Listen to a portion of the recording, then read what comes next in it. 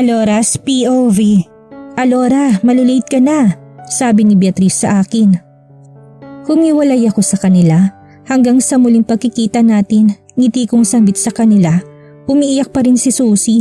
Tinalikuran ko na sila pero bago ko tuluyang makapasok sa entrance ng airport at lumingon ako sa kanila at kumuway. Nathaniel's POV. Nagmamadali ako sumakay sa kotse ko dahil kailangan kong maabutan si Alora. Hindi pwedeng iwan niya ako ng tuluyan. Sa loob ng isang buwan na paghihiwalay namin ay naging miserable ang buhay ko. Kahit anong gawin kong paghahanap sa kanya ay hindi ko siya mahanap. Sinabi sa akin ni Carlo na ngayon ang alis ni Alora. Gusto ko siyang maabutan. Nathaniel, tama na, iniwan ka na ni Alora, sigaw ni Cara. Sa loob ng isang buwan ay walang araw na hindi ito nagpapakita sa akin. Araw-araw nitong sinasabi na iniwan na ako ng tuluyan ni Alora at pinaubayan na ako sa kanya. Hindi ko matanggap na ganun-ganun na lamang kabilis na bitawan ako ni Alora habang ako hindi ko siya mabitaw-bitawan. Huwag kang humarang sa daraanan ko, Cara, dahil hindi kita sasantuhin. May habulin ako, galit kong sigaw dito. Hindi ako papayag na habulin mo siya. Pinaubaya ka na niya sa akin, kaya akin ka na. Balik nitong sigaw sa akin. Ikaw lang nagsabi niyan. Hindi ako maniniwala sa'yo. Hanggat hindi kami nagkakausap ni Alora, hindi ako maniniwala sa'yo. Iniwan ko na siya doon at sumakay na ako sa kotse ko. Agad kong binuhay ang makina at pinaharurot yon paalis sa bahay namin ni Alora. Hindi ako umalis sa bahay namin ni Alora dahil nagbabaka sakali ako na uuwi ang babaeng mahal ko. Pero ni minsan, simula na umalis ito hindi na ito nagpakita sa akin. Ni anino nito ay hindi ko nasilayan. Ngayon ay nalaman ko na lang na aalis na ito ng bansa at hindi ko alam yun. Binilisan kong takbo ko. Wala akong pakialam kung mabanggaman ako. Ang importante sa akin ngayon ay si Alora, ang babaeng mahal ko. Malapit na ako sa airport nang may makasalubong ako isang 10-wheeler at hindi na ako nagpapreno. Sumalpok ang kotse ko dito. Tanging nagawa ko na lang ay takpan ng mga mata ko gamit ang braso ko. Hindi agad ako nawalan ng malay. Gusto kong lumabas sa kotse ko at puntahan si Alora kahit naduguan pa ako. Pero hindi ko na kinaya ng katawan ko. Nangihina na din ako. Unti-unti pinikit ko ang aking mga mata at tuluyan na akong nawalan ng malay. Hindi ko na mahabol ang babaeng mahal ko. Tuluyan na niya akong iniwan. Hindi ko na din ito makikita. Siguro hanggang dito na lang talaga kaming dalawa. Nagising ako na purong puti ang nakikita ko. Nasa langit na ba ako? Patay na ba ako? Gising na siya. Isang tinig ang nagpalingon sa akin. Kumunot ang noo ko dahil hindi ko matandaan kung saan ko sila nakita. Pero sobrang pamilyar sila sa akin. How are you, Nathaniel? Tanong sa akin ng isang babae. I'm fine, I need water. Sabi ko sa kanila.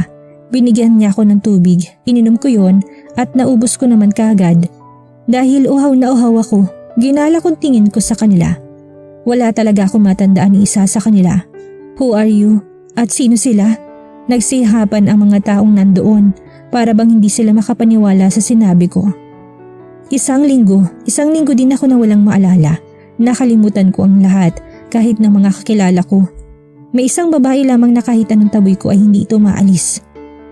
Nagpakilala pa ito na siya daw ang asawa ko kahit alam ko naman na hindi. Noong wala akong maalala, wala akong maramdaman kahit na ano sa babae. Ayon dito ay siya daw ang asawa ko.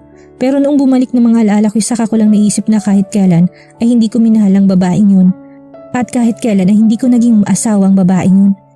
Dahil sa aksidente na kinasadlakan ko ay nawala ng tuluyan sa akin ang babaeng mahal ko. Umalis ito na hindi ko man lang ito nakakausap. Umalis ito na hindi man lang kami nakita. Hi baby! Nakangiting bati nito sa akin. Tinignan ko to. Hindi ako ngumiti. Kahit nung una ko itong makita. Kumain ka na, baka malipasan ka ng gutom, sabi pa nito. Bakit ginagawa mo to? Tanong ko sa kanya. Asawa mo ko, Nathaniel, kaya dapat lang kitang alagaan. Huwag mo ipilit ang sarili mo sa akin, Cara. I know that you aren't my wife. My wife is now gone. Umalis ang asawa ko. Iniwan ako nang dahil sa'yo. Sigaw ko, napatalon ito. Nakita ko na nanlalaki ang mga mata nito. Kahit ano pang sabihin mo, ako magiging asawa mo, Nathaniel. Hindi na babalik si Alora. Ako nandito, Nathaniel. Ako. Balik nitong sigaw sa akin. I smear. Kahit kailan hindi kita mamahalin. May sakit na dumaan sa mga mata nito. Pero agad din yung nawala. Ang galit na nakita ko sa mga mata nito ay napalitan ng isang ngiti. Give me a chance, Nathaniel. Gagawin kong lahat, mahalin mo lang ako. Umiwas ako ng tingin dito. Leave me alone, Kara. Hindi kita kailangan. Malamig ko sambit dito. Please, Nathaniel. Sambit nito. Hindi ka ba nakakaintindi? I said, leave me alone. Sigaw ko dito. Napatalon ito dahil sa gulat. Kaya umalis ito't nakita ko sa mga mata nito ang isang luhang umaagos. Maaari mo naman siyang pakiusapan na mahinahon. Hindi ko ito nilingon. Ayaw ko makipag-usap sa mga tao ngayon. Ang tanging nasa isip ko lamang ay kung paano mahanap si Alora. Hindi ako titigil hanggat hindi ko siya nahahanap. Pero bago ko siya hanapin muli ay aabutin ko muna ang pangarap ko. Mga pangarap na binuo naming dalawa. Para sa muli namin pagkikita ay masasabi ko nang naabot kong pangarap ko. After 10 years, nasa isang exclusive bar ako. Ganito ng buhay ko nang mawala si Alora sa akin. Gabi-gabi na lang ay laman ako ng bawat bar. Pero never ako ng babae. Tanging alak lamang ang kasangga ko sa loob ng 10 taon na nawala sa akin si Alora. Kahit anong hanap ko sa kanya hindi ko talaga siya mahagilap. Hindi ko siya mahanap pero hindi ako titigil. Nang makapagtapos ako ng criminology ay agad akong pumasok sa pagsusundalo. Ayaw sana ni Mama na pumasok ako sa pagsusundalo pero determinado akong pumasok para bitawan kong salita. Kahit na walang Alora na dumating sa buhay ko ay magsusundalo pa rin ako. Umuwi na tayo, Nathaniel. Yaya nito sa akin. After 10 years ay nasa tabi ko pa rin si Kara. Pero kahit anong gawin ko hindi ko talagang magawang mahalin ang babae. Tanging si Alora lamang ang nagmamay-ari ng puso ko. Umuwi ka mag-isa mo. Talagang iniwan mo pang bata sa bahay para lang sundan ako. Inisang lago kong alak na nasa baso ko.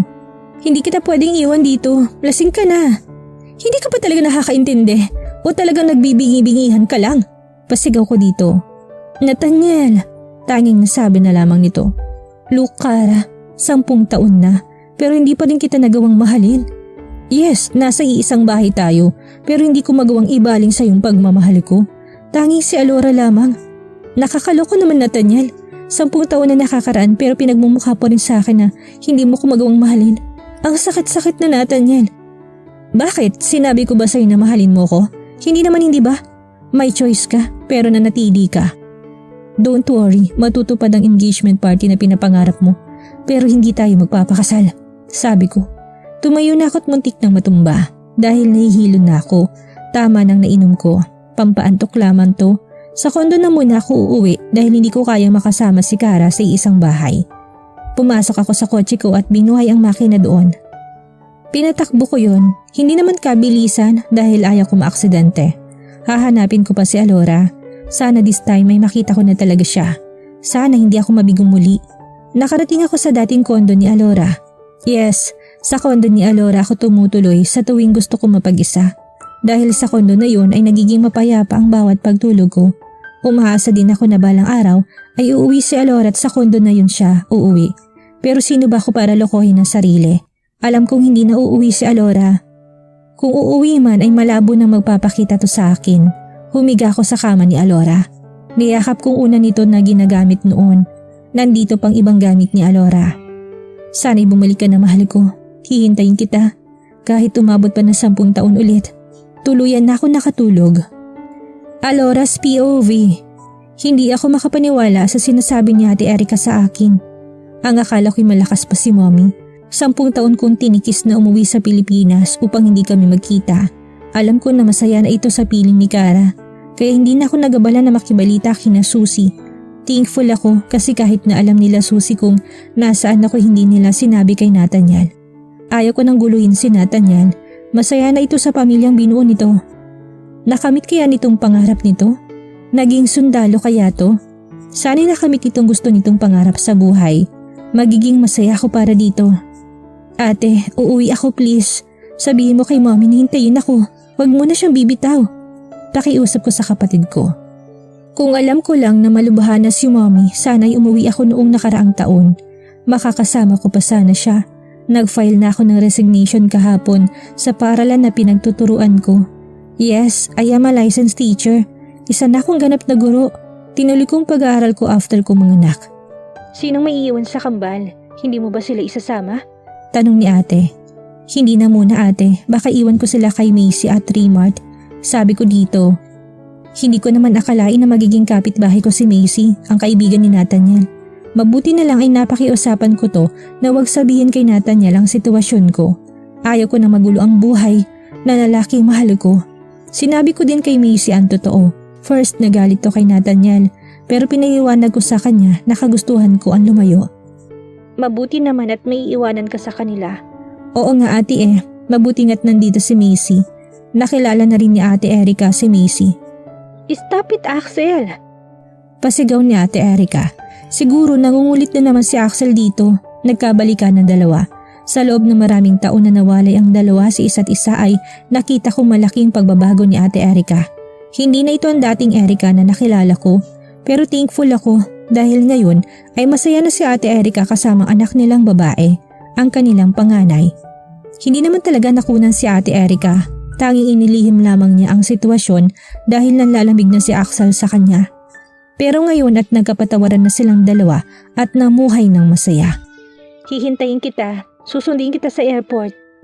Sabi pa nito. Sige ate, magpapaalam pa ako sa kambal. Agad kong ibinaba ang cellphone ko, sana'y maabutan ko pa si mommy. Dumating ang kambal ko dahil may klase sila ngayon ay kailangan muna nilang maiwan pansamantala sa California. Ayaw ko mang-iwan sila dahil alam kong mamimiss ko sila pero kailangan, kung wala lang silang klase baka naisama ko na sila. Mama! Sigaw na anak kong babae. Baby! Sinalubong ko ng yakap ang anak kong babae. Where is your kuya RJ? Tanong ko sa kanya. Ayun, nagpapakit na naman sa kapitbahay nating mukhang tiyanak. Cross arm nitong sambit. Ayaw talaga nito sa anak na babae ng kapitbahay namin. Hindi nito kasundo. Tanging kasundo lamang nito ay ang anak ni Macy at Raymart. Tumahimik ka nga Clea, hindi magandang pinagsasabi mo. Saway ng kakambal ni Clea. Ngumusong anak kong babae. May sasabihin ako sa inyong dalawa. Nakangiti kong turan sa dalawa kong anak. Ano yun mama? Tanong ni Clea. Umupo muna kami sa sofa ng bahay namin. I am going home to the Philippines. Panimula ko nang laki ang mga mata ni Clea. Pero si RJ ay tahimik lamang. Sasama ba kami mama? Tanong muli ni Clea. Pinalungkot kong mukha ko. Hindi pa baby kasi nag-aaral pa kayo. After nyo mag-aaral ay susunod na kayo sa akin. Malumanay kong sabi sa dalawa. Nalungkot ang mukha ng anak kong babae. Akala ko pa naman ay makakasama na kami. Hindi pa pala. Malungkot nitong Saad. Don't worry. Susunod kayo sa akin. After nyo mag-aaral dito. Papatapusin nyo muna ang school year na to ngayon, okay? Kahit na matamlay ang boses ni Clea ay pinilit nitong pinasaya ang boses. What's going on mama? Biglang tanong ni RJ. Tahimik lamang to. Sa kanilang dalawa ni Clea ay ito ang pinakatahimik. Hindi din kami nagsasalita ng English pag nasa bahay kami. Tanging sa labas lamang sila gumagamit ng English. Your mommy La is going to die. She needs me. Madamdami kong Saad. Nasasaktan kasi ako. Alam ko na sobra akong kailangan ni mommy. Pero nasaan ako? Nasa ibang bansa at abala sa pagpapahilom ng sugat ng kahapon. Pero kahit anong gawin ko hindi naman naghilom ang sugat. Nawala ang sakit dahil may nagpapasaya sa akin. Pero hindi nawala ang sugat. Alam ko mayroong pagkakataon na magkikita kami ni Nathaniel. Alam ko na pupunta si tita at dadalawin si mommy. Sana hindi pa ngayon dahil hindi pa ako handang harapin si Nathaniel. I need time. I need more time. Naghahanda na ako para sa flight ko. Nasa airport na ako. Hindi ko na pinasamang kambal ko sa paghahatid sa akin. Baka maiyak lang ako at hindi na tumuloy. Ayaw kong biguin si mommy. I will grant her wishes. She want me to stay in the Philippines for good. Gagawin ko yun para sa ina ko. Iisipin ko muna ang mami ko. Bago ang damdamin ko. Ilang oras din ng biyahe. Nakarating ako sa Pilipinas nang walang aberya. Namiss ko kagad ang kambal ko pero alam ko soon ay makakasama ko din sila. Welcome back Laura! Salubong sa akin ni Ate Erica. Tinignan ko to mula ulo hanggang paa.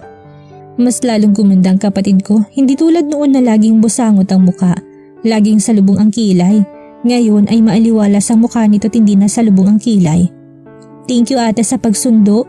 Sumakay na kami sa kotse nila ate. Agad kami nagtungo sa ospital kung nasaan si mommy. Kinakabahan ako, hindi ko alam kung anong nararamdaman ko. Pinaghalong kasabikan at takot ang nararamdaman ko. Napatigil ako pagpasok namin sa ospital ay nasa labas si daddy. Tulala at tila ba hindi makausap.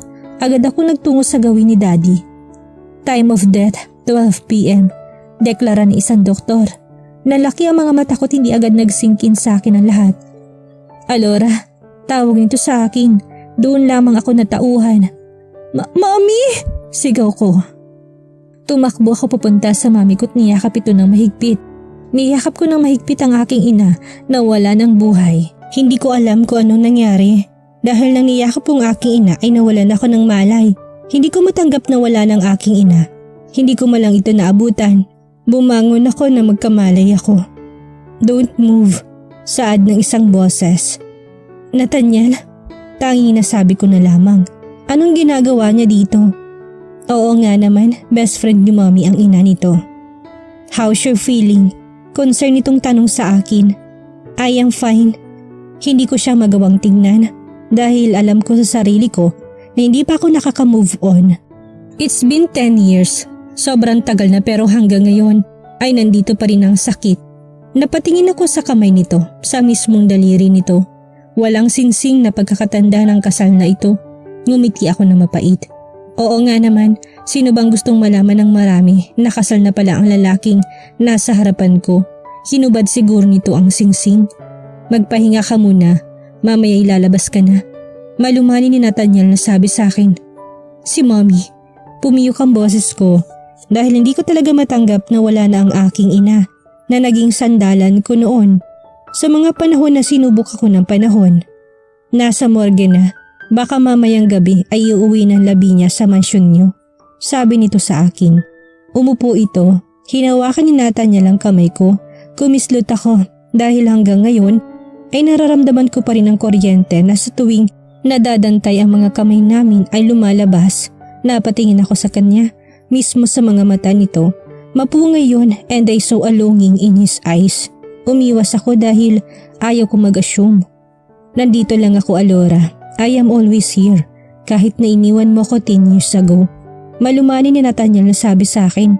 Hinahaplos din itong nang mabagal ang aking kamay. Ginawa ko yun dahil may batang involved, Nathaniel. Napatingin ako sa kanya. Hindi kaya ng konsensya ko na lumaki ang bata na walang ama. Sabi ko dito.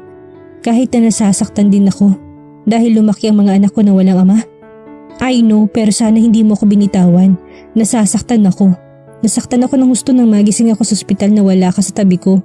Napalingon ako sa kanya. What do you mean? Tanong ko dito. I met an accident 10 years ago.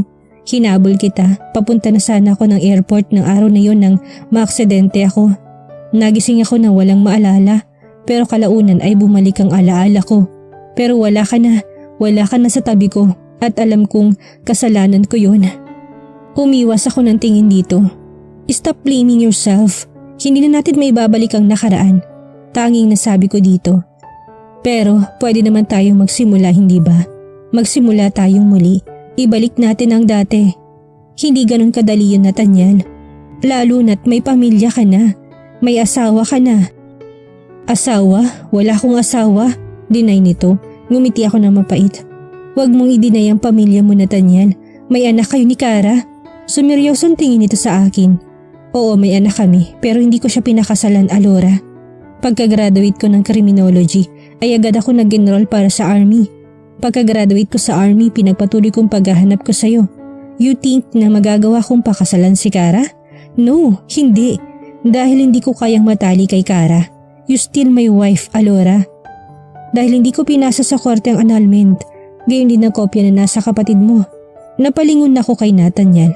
What do you mean? Tanong ko. Hindi magsingkin sa akin ang lahat ng sinabi niya. You're still married to me. I'm still your husband. Nalaki ang mga mata ko. All this time, akala ko anal na ako. Wala nang bisa ang kasal namin. Yun pala'y hindi. I am still married, woman. Kinahaponan ay lumabas na ako ng ospital. Pagka uwi ko sa aming bahay ay marami ng tao. Bumaba ako sa kotse ni Nathaniel. Dahil si Nathaniel ang nagbantay sa akin hanggang sa makalabas ako. Pumasok ako sa bahay. Nasa pinto pa lang ako'y nakita ko ng isang kabaong. Ang kabaong ng aking ina. Hindi ko mapigilan ang umiyak. Nanghihina ang aking mga tuhod. Uupo sana ako sa sahig nang may umalalay sa akin. Hinawakan ni Nathaniel ang bewang ko para hindi ako matumba ng tuluyan at maupo sa sahig. Nasa gilid ko lamang siya nang magtungo kami sa harapan ni Mommy. Tinignan kong kabaong, napaiyak ako lalo dahil nandoon ang aking ina na wala ng buhay. At dito na po nagtatapos ang kabanata ng ating kwento at sana'y muli niyo po akong samahan sa mga susunod pang kabanata. Maraming salamat po at ingat po tayong lahat.